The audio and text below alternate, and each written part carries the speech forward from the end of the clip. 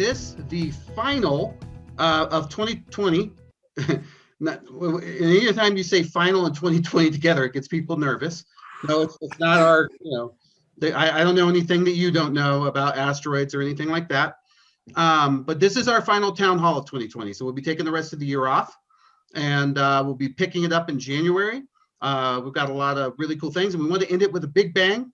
And we are going to end it with a big bang with our current guests. So we're gearing up. So we want to end it out and talk about probably one of the most important things, which is to bring someone on and really talk about fintech's longevity and future. So we'll keep moving here. For those of you who are new, because we know we've been sending out a lot of emails and those sorts of things, my name's John Best, and with me as my partner in this, Mike Lawson. Hey, Mike. Hello. We are sponsored by CUNA Councils. Very impressed with CUNA Councils this year, as I've said. Congratulations to them for living through this year and running all their council meetings. Tom, I think you were actually a guest in one of them, weren't you? Yes, I was a speaker at one of the councils. Yeah. Yeah, and you said it was good. Kevin, you attended several. So, hats off to the CUNA group for persevering through this. It's not trivial to live through kind of what we've lived through here. As a matter of fact, it's once in a lifetime, pretty much for all of us, except for Kevin, who was alive in 1918 during the Spanish flu. He had the Spanish flu, and apparently the antibodies just kept going. Turns out if you pickle yourself, you can't get it. You can just drink as much whiskey as you want, and you're fine. Anyways, moving on. Today's host is myself and Mike Lawson. For those of you that don't know Mike Lawson, Mike has an incredible show called See You Broadcast that is on, I think, every single day, sometimes twice a day. I think you post every day. Yeah, right? we post at least 2 episodes a day. Yeah. So. Yep. And you post those, all through the weekends, the nights, Christmas, New Year's. Well, I don't know about Christmas, but everything. Yeah. I think we're going to take a break like everybody else. Yep. And Mike's broadcast is well respected and seen everywhere. So if you haven't seen that, please go take a look. Myself, I have my own podcast. It's called The Big Cast. I've been doing it since 2014.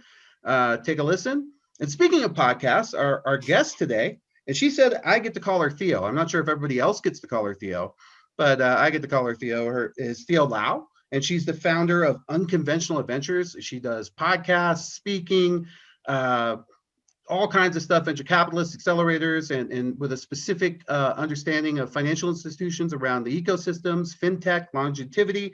She has her own podcast. And more importantly, this is the most important thing, she has a Lego Millennium Falcon, which, by the way, that is not trivial to put together. I tried once. I made it past the engine, and the rest of the parts are scattered around, I would say. And then finally, that really cool painting in the background of her Death Star, and it's the appropriate Death Star, the only painting you should have. Oh, I like that. Which is the blown up Death Star, correct. That is cool. The correct one. And that's particularly relevant for me because the gist was working with, I just kind of hacked my Quest 2 so I could get it working with the new squadrons on my PS5. Boom. That's right. I got a PS5. You got it? I got it. I made it. Last week you were having some issues getting one. Now I have like 6 of them. So I don't know. It's a whole thing. Not saying I ran some bots. I'm just saying some things happen. So anyways, Theo, welcome to the program. Thank you for joining us. So just to give you an idea of format, what we like to do here is we like to have a sort of an informal discussion. A lot of folks that are on this call are my friends. They're willing to speak and talk and ask questions, one of which is Tom O'Shea. I don't know if Jonathan Silly's on. I don't have everybody up on my screen. But we love to just sort of chat and find out what's going on and bring in guests who, this was originally formed out of the desperation of the pandemic to share information, and we still do that. So we love to find tips and things and let people share and other people share. And hopefully that goes back to the other Creighton's, but too, we just like to have a good discussion about what's going on. So with that in mind, I think the discussion we wanted to have with you is, and something you've been talking about a lot, particularly is in the space of innovation and whatnot, is fintech's longevity, right? So what does it look like, as we go on out into, and you were even saying, hey, I'm optimistic about 2021, but I'm a realist. Let's look at 2022 to some extent. So tell us a little bit about kind of what's been on your mind lately in your topics. Yeah, so thank you for having me, and hello Oh, my everyone. This pleasure. is a little intimidating, but so if I do get tough questions, I'm going to send them back your way. Yeah, just send them my way. I'll tell whoever it is to shut up. It's all good. Or I can just send them all up to Canada to Tarek. So Yep. I, one of the biggest areas that we look at is longevity, as in the case of older adults. So in that perspective, we like to call them the forgotten demographics, for lack of better terms, because many people, they are more inclined to run after the so-called digital natives, but they forgot the fact that much of the technology is actually built and created by people that are in their 50s, 60s, and 70s. And that market. So don't stop you there. I like you already. I think I saw Tom smile. Uh-oh. You said 70s. You covered Kevin's demographics. That's good. That's good. mine too. I'm almost 50. Oh, wow. Wait, Congrats. You do not look. what am I supposed to make of that? I'm trying to figure out. I have Asian genes. I turned 50 this week, so yippee. a couple weeks ago. Yeah, it's bad. Things are confusing. I don't know what's happening. It's been a bad upgrade. 50 is the new 30. So for those who are interested, since the early 1900s, we have gained an extra 30 years of living, which means that right now you are 20 years old. Congratulations. I just finished Ready Player 2, and in that, the end of it was basically this idea of, well, I don't want to give it away. Wait, no, don't do that, John. Okay. No. I stopped. All right. Uh-oh. Spoiler alert. Melissa put a stop to it. So that's the market that we're really interested in, because if you think about it, they are the ones that own over 80% of the assets in the United States. They're the ones with the money. Why do we keep running after people that are broke? And on top of it, what we are seeing as an opportunity is caregivers. So over 60% of caregivers in the United States are in the late 40s. They are women. They are planning for their own retirement.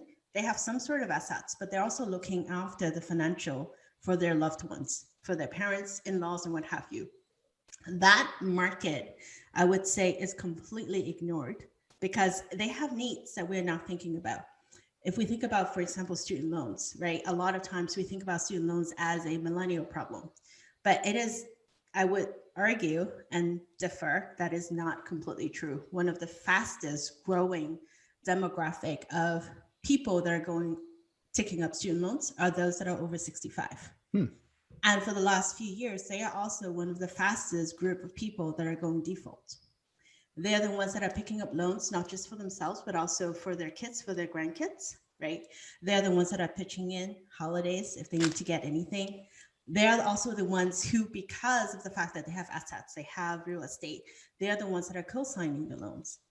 And so if you think about from a financial services perspective, there's much that we can do for that particular demographic. We think about aging, we think about decline, we think about retirement, but it's not so much so because a lot of the people are still saving, they're still working, they need help planning, and the complexities of our financial lives have gotten so much more so that you need to move beyond spreadsheets, right? That's where we use tech for. So it's interesting to me because what you're saying really resonates. And when I look at somebody who's sort of, anytime like Brett and I kick around the future, Brett King, I try to just kind of, relate it back to my real life. So my wife just finished getting a new degree because she's been working in the government sector in accounting, and she wanted to get a degree that was particular to this kind of government accounting. And so you're exactly right. We also paid for both of our kids. One of my kids' student loans, the other one opted, to stay out of college so far. But we definitely would be in that pace. And then I look at the idea that you're talking about sort of the planning for retirement and what they're doing. And so what I think is happening, and it sounds like this is what you're alluding to, is that right now I think that we're all sort of just out earning the spend. And what I mean by that is just, outrunning the spend of what you have. But there aren't really any, like you just touched on something I never thought of, but it's a really good point. And I think, Kevin, you're in the same boat as me. Maybe you're not, but, I've got my daughter's current, college loan for, CU. And I don't know if I never even considered any way to reorganize that or what to do with it, because it's kind of hers, but mine, I don't, it's this confusing sort of financial application that I'm not 100%. Like SoFi, I don't think would work for me, for them. And so I don't know where to go with that. I think you're hitting on something, but I will take a counterpoint that I hear a lot, and I don't think it's true, but it's something I hear a lot, which is, why are we running after the millennials when they're broke? Well, that's our problem, is we're kind of hooked on their habits, which create fee income.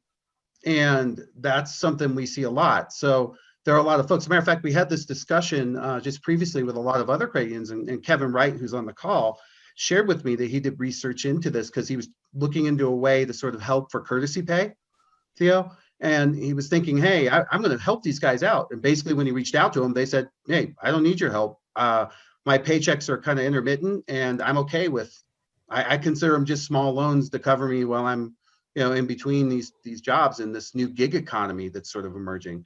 So is that something that you hear as well in terms of that? And is it wrong to sort of, I sometimes worry that is a business model that will fall apart, because if you just keep feeing people, it's like a captured business model. It doesn't seem like the Blockbuster business model. It's like eventually people aren't going to want to bring the tapes back. Eventually it's going to catch up to you. Absolutely. Yeah. And one of the things about millennials that we don't typically think about, a quarter of these caregivers that I was just talking about, they are millennials. Yeah, I keep forgetting that they're heading to their 30s now. They're getting older. Eventually, they'll need something a little bit more than just a beautiful app on the phone. Yeah. So is that so? Well, first of all, I want to qualify something. Kevin, do you have any loans for the kids, college-wise? Are you talking about me, Kevin? Yeah, you, Kevin. Yeah. We luckily have been able to pretty much fund the kids' stuff through stuff we did early. Are you one of those dudes that took that, hey, we'll pay for your entire kid's college if you pay $5 a month thing? Not one of those, but we're lucky. And I think the other danger I think that I've heard with people is, and sometimes the kids take out the loan and you co-sign and forget about it. And then later on, one of the kids runs into trouble, goes delinquent. It not only impacts their credit score, but it impacts your credit scores and your ability to get credit to pay those things off. And it becomes a multi-generational problem in that family, and not an easy one to get out of. Hey, John. Yeah, so I can speak to this as both. Hey, Tom, Theo doesn't know who you are, so maybe give a quick introduction. Oh, hi, Theo. Tom O'Shea. I'm kind of a close-knit family here sometimes. So I feel like this is like an enclave I'm walking into. I walked into a bar, a bad bar, and there was a bunch of old white men around the counter. No, I thought you just described our industry. Yeah. Maybe it was that Star Wars bar that we're all at, John. Yeah, I love that bar. Go ahead. I'm Tom O'Shea. I'm the CEO of Aspire Federal Credit Union in Clark, New Jersey. And I can speak on this on two different levels. One is a lender and the second is a parent. So as a lender, we see, and we lend on private student loans. But what we do is we see students getting their federal loan. And then we come in and make up the difference. And we have the student, and then in 95% of the cases, we have a parent. And often it's a grandparent that co-signs that loan for that student. And then as a parent, you also have the plus loan. So you have three different, the first student's loan is a fixed amount, and then it's never enough. So you always need supplemental borrowing.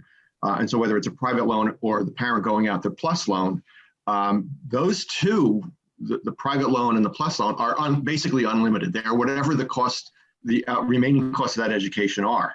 And it all becomes very problematic once that kid starts to graduate and needs to start paying that back. And as a parent, I can tell you, having put three of my four kids through college, I have my fair share currently of plus loans that I'm still paying for. And then you're also trying to help your kids out with their loans as they're trying to get built up and have a life and get a house and all. And it's a very complex and massive problem all across this country. So going back to what Theo was sort of saying, and this kind of makes sense to me. So Theo, when we look at the composition, remember this is all credit unions. When we look at the composition of credit unions, we find that there's this kind of 80-20 rule. And it's that 20% are carry-ins or the other 80%. Because remember, a credit union is supposed to be a co-op. And so in that mode, people are all supposed to be participating evenly. When we look at that 20%, it definitely represents the demographic you're talking about. It certainly bears out what you're saying in the sense of the rural, not rural, but the suburban / rural mother caregiver, I think is what the term you used. That's the person that's running household finances. That is the joint or the senior on the account, and then there's a joint. And when we look at those accounts that account for the assets of the credit unions, it's generally a 20/80 rule. Tom, are you still experiencing that as well? Yeah, I mean, that rule holds off from assets as well as member usage and profitability across the board. Yeah. Yeah. So go ahead, Theo. So from that, with that perspective, I'm validating your thoughts, but I was just throwing a couple other ideas out that we do hear a lot of people who are after the millennials because they see them as a recurring revenue source of courtesy pay. So, and I just wanted to get your thoughts on that. Well, so why couldn't we also look at millennials a different way, looking at more intergenerational solutions, right? Don't look at them just for X that you can charge fees on, but look at them as in the family. You're helping out the family, you're helping out the grandparents. Tom, to your point, a lot of these co-signers are grandparents. And some of the stats that we've seen the last few years is far from promising. For example, you talked about federal student loans, right? The amount of people that have defaulted, the amount of older people older than 65 that have defaulted on federal student loans have increased by 500%. And what that does is that their Social Security payments got garnished, I believe, to 15% or so. That also impacts their long-term financial security. And then it has a trickle-down impact. In financial services, a lot of times people like to talk about wealth transfer. But if you do not take care of the finances of the older people that are taking care of the younger generation, how on earth are you going to have wealth transfer? They need help to better manage their money. They need help to plan better. They need, as a family unit between the grandparents and the parents and the children, there needs to be a better solution for them to help figure out the complex web of their financial lives. So with that in mind, that's something that concerns me. So I've just recently been doing a lot of homework on Chime. I assume you're pretty familiar with them. And, you know, one of the things that concerns me is that they're just driving up the new bank accounts, right? I mean, they're getting a large percentage of them. One, because they figured out something that we were having a deep discussion on, which is the new algorithms in Google that have changed quite a bit from what we think they are. And a lot of people are sort of operating as though we're still in 2017, 18, and we're not. And we're in this new world where Google is operating in a completely different way, but that said, as we look at what's happening with them, so is the danger that you're sort of communicating that Tom's grandparent member who did the Plus account for not the next generation, but the next generation beyond that, so the grandchild, who is entering college now. So you're looking at probably a baby boomer and then a Gen X or a Gen Y, and then a millennial kid. So you're really kind of three generations, one of those three, however it's playing out. And is there a danger in your mind that when this other person passes on, unfortunately, that money would then transition to Chime? Or does Chime not have, they don't have loans, they don't have enough financial services to sort of take on what will eventually be the needs? Do you see them transitioning out of that? And this is back to that fintech longevity discussion. Do you see them either Chime transitioning into those services with partnerships and things, which they have a lot of that, or do you see, how would Tom entice that person to come over to Aspire? And are there things he can do now, which I think I'm setting you up for a softball here, but I think I'm trying to think of how I should answer that. I think there is definitely a role to play, right, for Tom's credit union and community banks.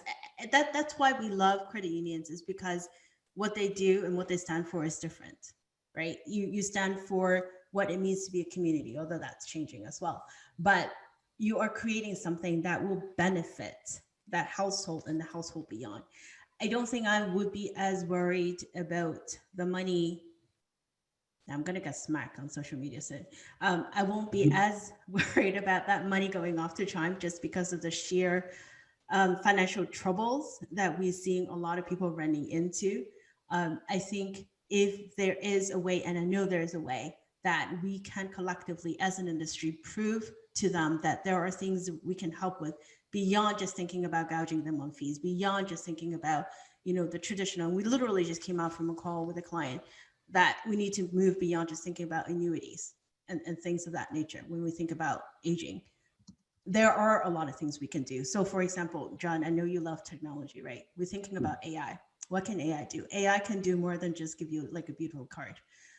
You can use that to safeguard your finances, because you can use that. There are startups that are out there that uses AI machine learning to create profiles of people, looking at years of their spending habits, looking at anomalies, looking across accounts, because you have more than one financial relationship, and looking at what things might be wrong and flag it to your circle of trusted people in your house, for lack of better terms, right? There are things that you can do. There are ways that you can help them better manage cross obligations, if you will. Going back to caregiver example, right? Somebody like me, I always like to use myself as an example because I feel that pain. I'm in my late 40s. I have 2 children. I need to think about their college. I am not as lucky as Kevin, you that, it's all paid off. I have 2 I have to think about. I have my parents who unfortunately have moved overseas because they could not afford the healthcare in this country, right? So think about the complexities of my life. And I have a business I'm running. I need to think about how to support that. And on top of it, I need to think about what the heck I'm going to do in 50 years, because most likely I still will be alive, hopefully. So if you put all of that in an equation, how do I do that? How do I even go about thinking of how should I put money away for my kids? How should I put money away for my parents should and when they would need it, and help them? And how would I do that? And how do I support my business and myself? So if you think about complexities of our lives, the fact that we're living longer, but not just longer, you're having more generations living alongside each other. What can credit unions do in that sense? They've been with you for a long time.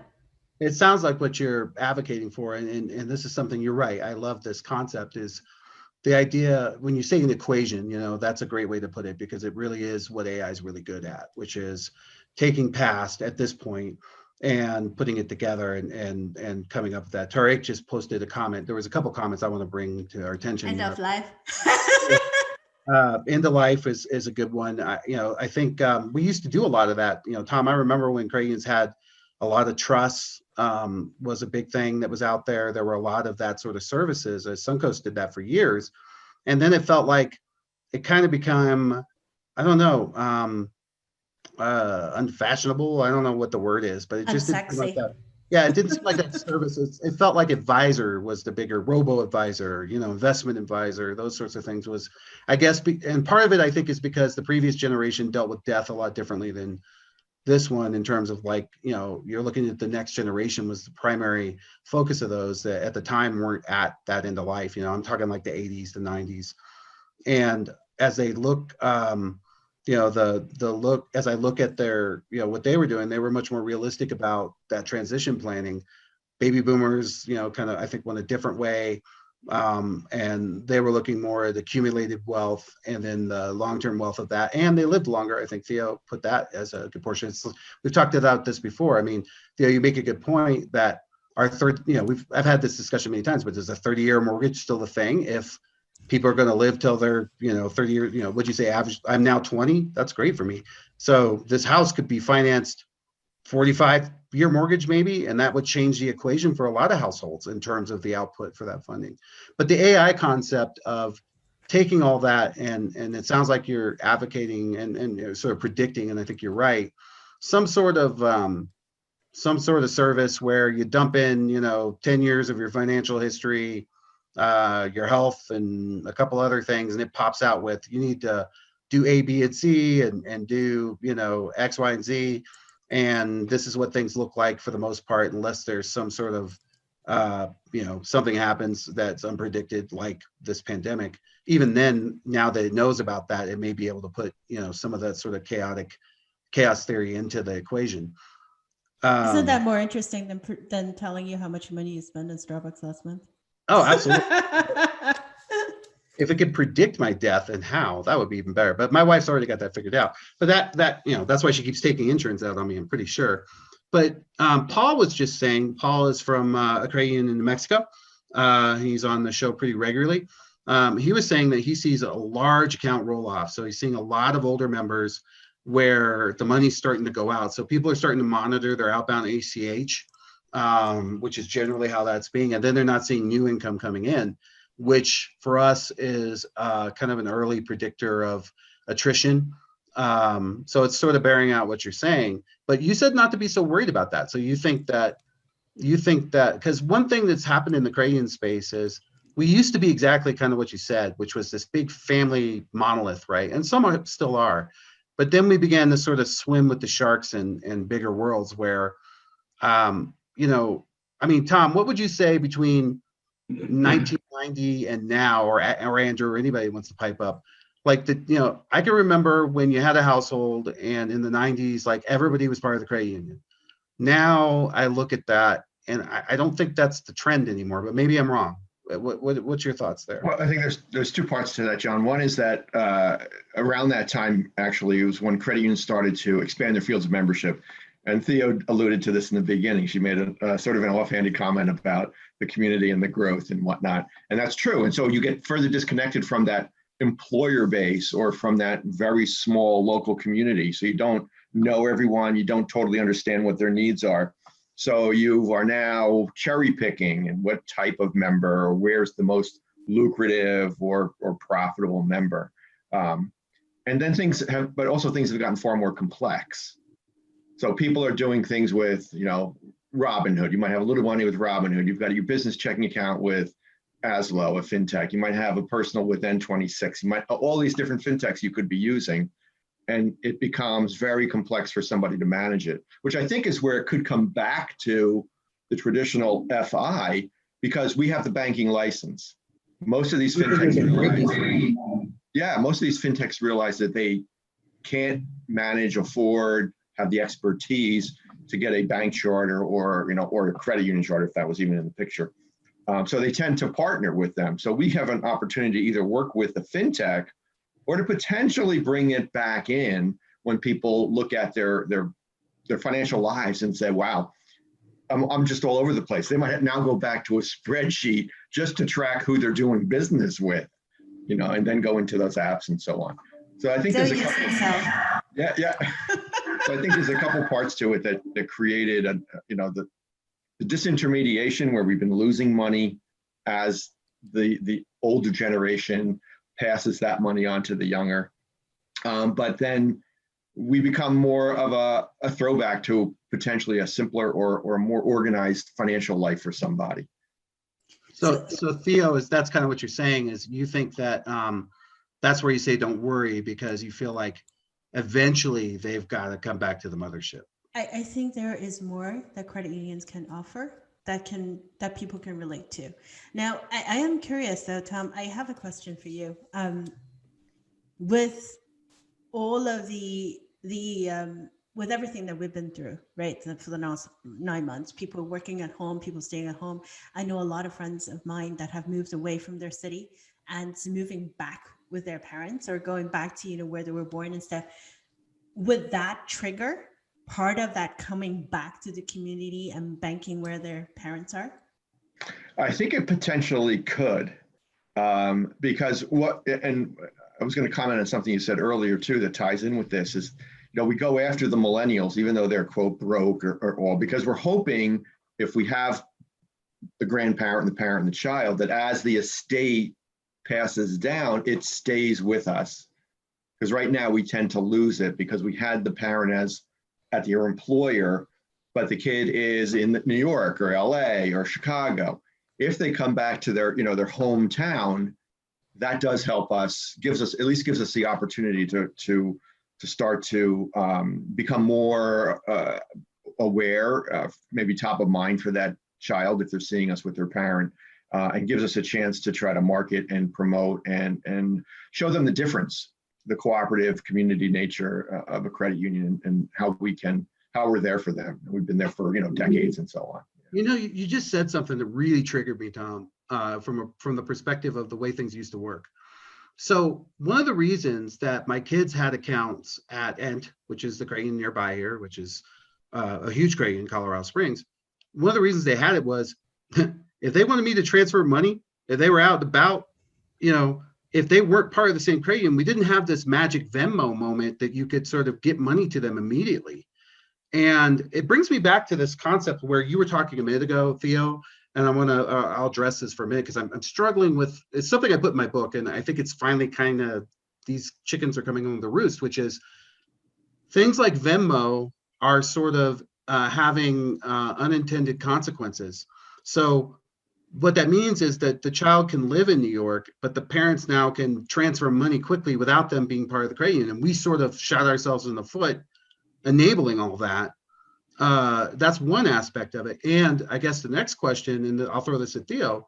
Theo, we were talking about the pending purchase of Plaid by Visa and what the implications were for that. And one challenge I have with Plaid, Yodely, any of the scraping products is, they're taking the very data that you are advocating we use for an AI concept, and that's a lot of what they're planning on doing. A lot of these organizations have such high valuations because they're data plays.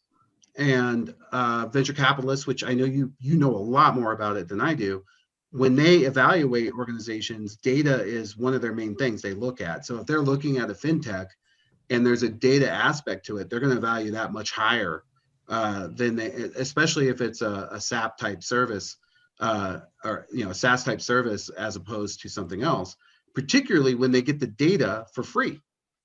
And so my question to you is, of those two concepts, where do you see that going? Like at some point, should someone like Tom, and Tom, I know you read my book, so I know you know my stance on this, which is my stance is Tom should shut it down and he should force Plaid and everybody else to pay, to be, and that way it's done right. It's not, because hackers also use Plaid. If I want to case an account, not that I do, I'm just saying, if I want to case an account, I'm not going to go directly to Aspire and sign in. I'll do it through Plaid. Good luck finding me, because I'm just going to, that way I don't have to pick through them to find the ones that have money.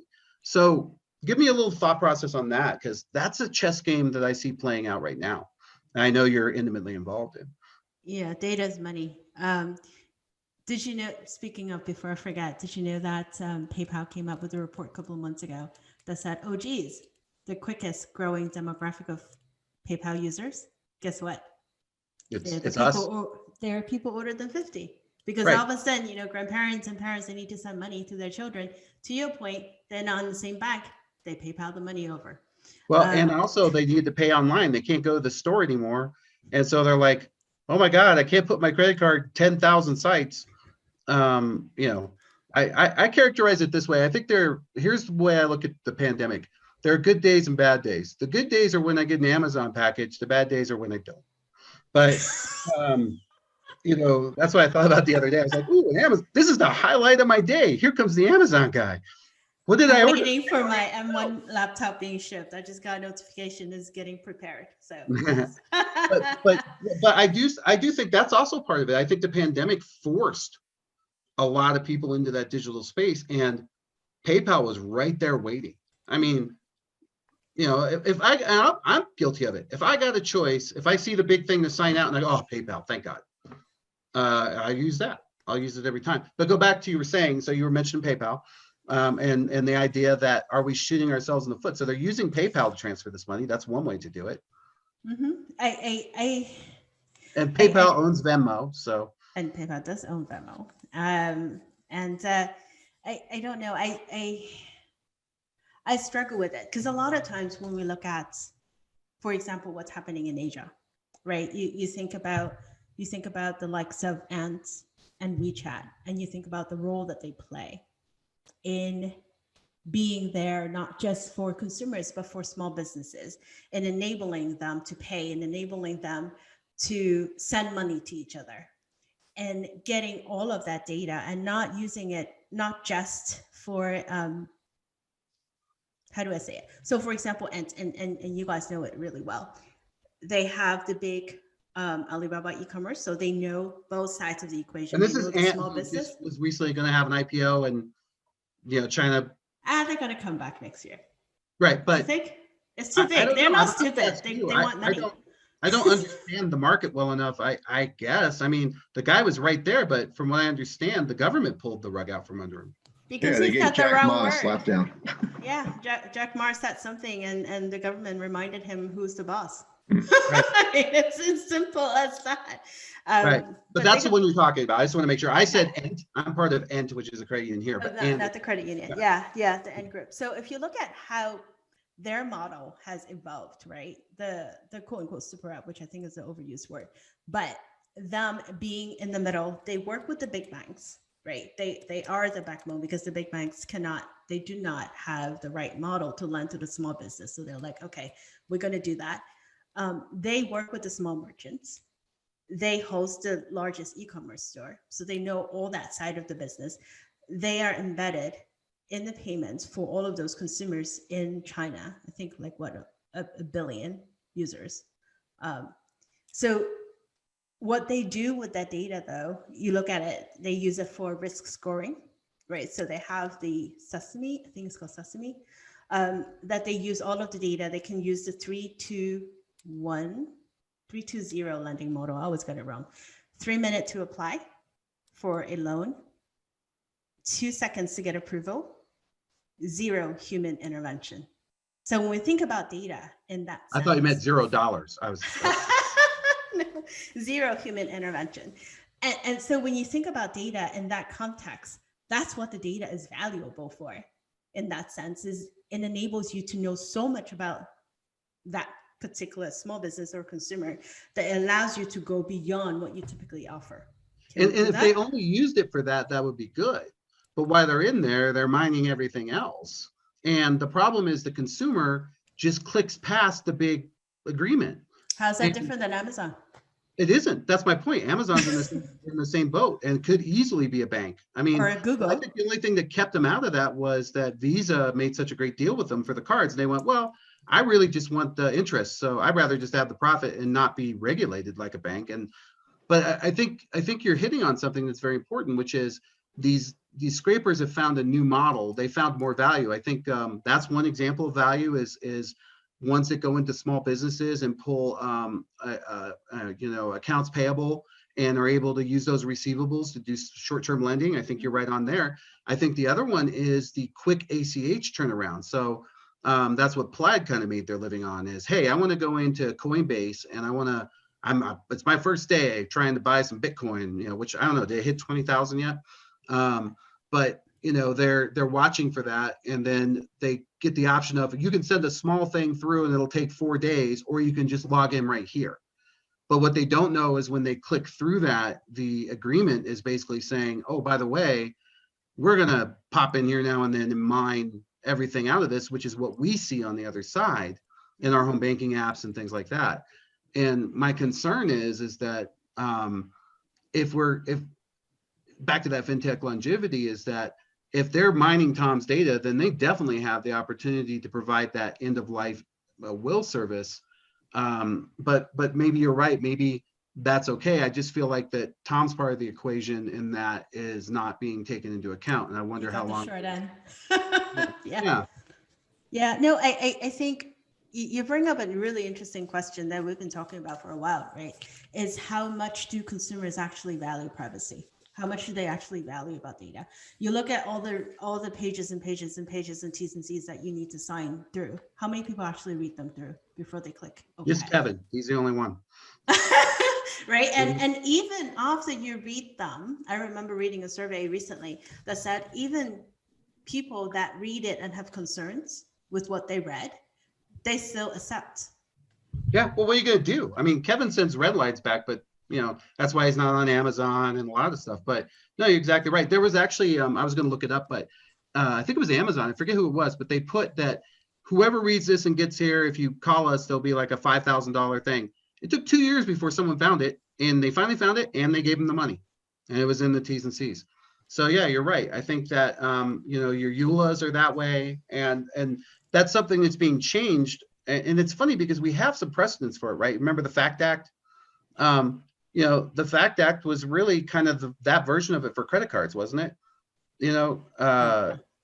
Kevin, wasn't the FACT Act kind of, hey, we can't sort of have a big bunch of mumbo jumbo to conflate a interest rate to trick a consumer into using a card. We had to do it in a very straightforward way. Or am I off? That's what it was supposed to do. Unfortunately, it never ends up doing that. You end up with more disclosure, more pages to go through, more signatures to go through, no matter what you're trying to do. And that's why, we went through the sign up for Chime earlier this week, and the ease of signing up for an account at Chime versus what we as registered financial institutions need to comply with as far as know your customer and some of the other things just aren't there, but they're not regulated necessarily by us. So I guess what I'm getting the other thing that's different, John, with the generational change is that when we were kids or when we were younger, you thought of my bank is where I go to get my checking account, to get my savings account, to on and on and on, to get my first car loan, to get my first credit card. Younger folks today don't look at it that way. They'll go to Chime for my checking because Chime gives me my money earlier. They'll go to Venmo because that's familiar, that's comfortable for them. Whereas, like you said, John, to do that, we used to require family members to join the same credit union, which was part of the advantage of getting them in. I think they'll take acorns to start buying their fractions of Robin Hood.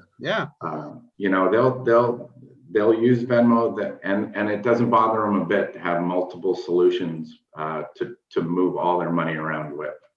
Because we made it so easy, for one. Yeah. I've always said that I think my son would buy a car at a McDonald's drive-through if they'd make it easy. I don't think it. And you ask him, hey, where'd you get your car? Oh, my loan's through McDonald's. I got a McDouble, and I got a nice Focus. I mean, I don't think that's the thing too. I think our kids have changed drastically as far as that goes. How many kids, when we were kids, the morning of my 16th birthday, I was in line at the DMV to get my driver's license, and kids today are like, I'll get it whenever, That's because that's, again, back to this technology. They can easily call 3 idiot friends who already have their license that'll show up at a drop of a dime.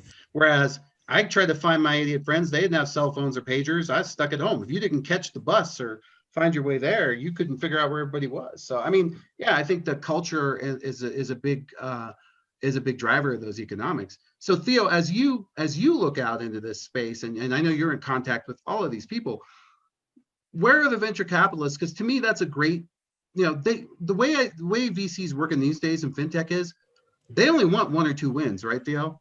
They'll invest in like 30 things, and they only want one. They're just looking for one Robinhood, one Chime, one Uber. They don't care if the other 50 fail because the numbers are there for them, right? Yes, except that I think I'll add to it is that they tend to be, at least for the last 6 to 9 months, tend to be looking for more later stage companies, right? Which is where I see we will run into a challenge. Back in the old days, you would cast a wider net. You would make bets on even smaller companies in the hope for finding the next Robinhood, the next Chime, or what have you. We started seeing this early this year, but even more so the last few months. And I think the next 6 months is going to be really telling, is people seem to be putting their bets on later stage companies that are doing follow-on, ones that are already out there that it feels safe, right? And I think that's the key word, is they are less, they don't like risk as much as they were open to it compared to last year.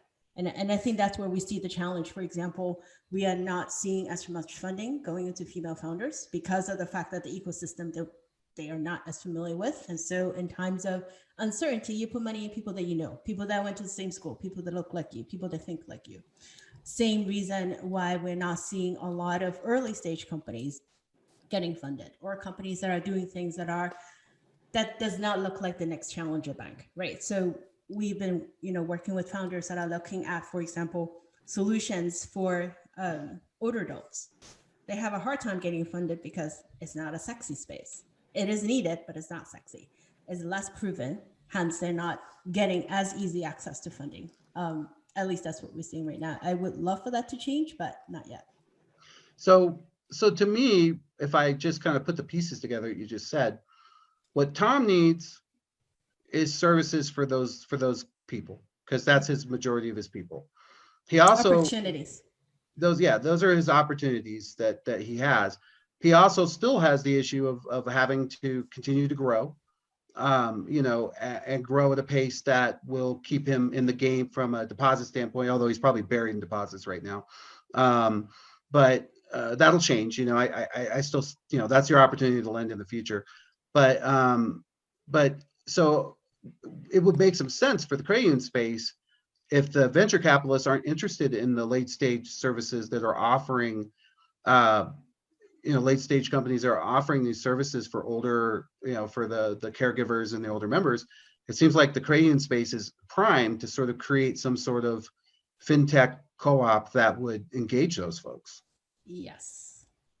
That will be a quick way of saying it. That's what we've been saying for the last few years. It is a gap. It's an opportunity for people to service. There are segments that are not as sexy. There are needs such as, to Rick's point, end of life planning, and all of those. We've seen more companies that come and go than we see ones that stay. But if you have a way of finding solutions that address not just a narrow segment of the market, but ones that you can extend to a larger demographic that still resonates to the needs of the audience that credit unions are servicing, I think there's a big growth in there. And I think a lot of that is also, going back to community, going back to the reputation. I think a lot of us can agree that based on what's been happening for the last few months with how credit unions have been addressing the needs of communities and small businesses has been proven positive, right? Compared to, let's say, the last financial crisis of big banks. So I think there are positive things that we can lean on. So Mike, you're out there everywhere talking to everyone every day, 2 interviews a day. In your travels with CUNA, with all the other maps, I mean, you meet a million people. Have you run into anybody like venture tech or anybody that's sort of advocating, looking at that's really specializing in that model, that's looking for services in that space? Because I find most of the services we're all kind of looking for what I call millennial bait. Yeah. Some bait we can hang off the hook, catch them with a corn dog or right, whatever. right, yeah. No, I haven't run into that, unfortunately. So yeah, kind of in the same boat. So I mean, I think Theo's on to something then in that perspective. There is a gap there that needs anyone looking for a solution. We have a bunch of startups we can intro to, but there is a need. The other stat I'll throw out, which I think quite a few people know already, is 10,000 people turn 65 on a daily basis. So if you think about it from like people who are 50 that just jumped to 65, because that's freaky. Is that part of the pandemic? I did not know that. No, time warp. Oh. No, it's if you think about it, the stat that we like to use, think about capacity of United Stadium in Chicago or the Verizon Center in DC. It's about 20,000 people, more or less. Every 2 days, that entire stadium full of people celebrate the 65th birthday. And that trend. How's that compare? Is that because the population has grown so much and that's a high comparison compared to? Because our country is getting older. Yeah, well, but I'm saying in terms of the number of people that are turning that quickly. Mm-hmm. I know that, for example, my generation, whatever we are, Gen Z, there's a ton of, because it was a post-Vietnam baby boom, and there's a million of us. Mm-hmm. So all our high school things were large. There was a lot of that, and so there's a huge bunch of us around that'll all turn 65 at once. Mm-hmm. But then there are others, so that there must be another generation. So there's even more to come in that regard. Go ahead. Sorry. But I think, you know, the reason why I throw out that stat is because if we're looking at people to service, right? People that are turning 65, Yeah. they're still going to be around for another 25 years. Are You they going can't to just- work longer? Are they going to work longer? They are gonna- working longer. So that's actually another opportunity area. If you think about how we work, we talk about, you know, the beautiful buzzword future of work, which actually in essence has been here. Gig work is not new, but you think about the people that are engaging in gig work, the fastest growing group of people that are starting their own company are those that are older than 45. That is a stat that has been out there for the last few years. You think about So- these people that are used to having a W-2, right? And then all of a sudden now either they have retired early because of the pandemic, they're taking up gig work, or they have to make ends meet and they're taking up gig work. The way they plan their money and the way they plan the taxes, which is one of the biggest pain point, is different. So who's there to help them? Well, and again, I like to take this stuff and tie it back to my life. And in the previous life, I used to travel a lot. Now I live here in my basement, but and I've got lots of Star Wars stuff too. It's just in the other room. But I do remember, and Tom, I remember you and I kind of commenting about this. We were driving around somewhere together, and we were at some maybe the CEO conference, maybe you caught a ride back. But I forget what we did. But our Uber driver was a retired person who just said, "I like to do." He literally just said, "I don't need to do this. I just like to do it because I like to meet people." But what I see here, where you're going, and is one of the things we've been talking about that we think is a tremendous opportunity for credit unions is the gig workers have a lot of need that is very different that banks are, there's no gap for. Intermittent paychecks is a problem. That's where Chime kind of stepped in. Yep. But Chime doesn't help you if your paycheck isn't in there. And all they're doing is when the ACH shows up, they go, hey, you get it now. But if it's intermittent because it's gig work and you're getting like a whole bunch of money at once and then nothing for a while, there's not a lot of that out there. And Uneven income. right. So, but what I hear you saying, and this is my light bulb moment, I love light bulb moments, is there's a service that you could put together that would both help this demographic that clearly credit unions are engaged in very heavily, which is the folks turning 65 and need those, as Tarek put it, into life planning, but also maybe be turning to this gig work and will be working for a while to pay off the plus loans that Tom gave them. And then, but also help that further back group that is also, because I think there's a lot of folks who are looking in college and whatnot, using that gig economy as opposed to a full-time job, because it's much more, it's better for them in terms of what they're trying to do with their college or whatever. My daughter would, she'll drive for DoorDash or Grubhub, while she's going to law school because they won't let her have a full-time job. So those two things together, it seems like that's a gap in service that would accommodate both. Yep. Do you have companies that are looking at that sort of thing? There are a few, but I think we need more. We need way more, Yeah. right? So, for example, Stuvo, they started up there in the Bay Area. That's one of them that's addressing the gig needs.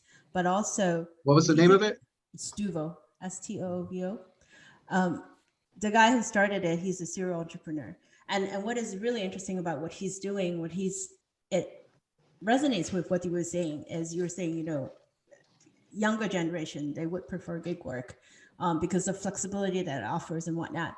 But when we think about gig work, we think about the Uber drivers, we think about the DoorDashes. Are they really truly the ones that pay? Or are there other jobs out there that can probably pay more and help you make the ends meet, right? Oh, yeah. Because what are we trading off with? We're trading flexibility with income. And so what Studio does, it not only helps you figure out all of that mess behind the logistics of having gig work, but also help you look for better paying jobs. Because if in fact we're saying that that is the future trend of how we work, companies are going to be moving off of permanent employees and going to contract workers and gig workers, we need a better mechanism other than LinkedIn, which is not working anymore, to help people find work. Yeah, and I think I agree. And I think where we're going to see that is more technical work, right? For example, if you want a beautiful PowerPoint and you don't feel like, you can just take that out there, hop on Upwork or one of those places. There are 20 people that'll just make gorgeous PowerPoints for you all day long. And they'll do it, but one of the challenges we have is a lot of that gig work is cross-border, right? It's international. So there's a lot of that happening in terms of that. We have 5 minutes left. I want to make sure that we talk a little bit about what you're up to, where people can find you, your podcast, and anything else that you want to throw out there. Just this is your plug moment. Take it away. Plug yourself. Tell us about your Star Wars needs and The Mandalorian. And if you can answer this question, then we'll send you something. What is the Baby Yoda's real name? That's the most important thing. Ooh, no. We can't say that because apparently there are people in here that have not watched it yet. Okay. Right? Come on. I think next time, John, this needs to be your criteria. Who has not watched it yet cannot join in. Yeah, I would agree. I would agree. Come on, you have a vacation. That's what's going to be for catch up. So we do run a podcast. It's called One Vision, and we like to bring interesting stories around the world. We like to talk to people that are different and interesting. So this week we just brought on 2 research scientists from MIT, Dr. Chai Wu Li and Dr. Julie Miller. We need to make sure we remember the doctor titles, and they have been doing research on longevity.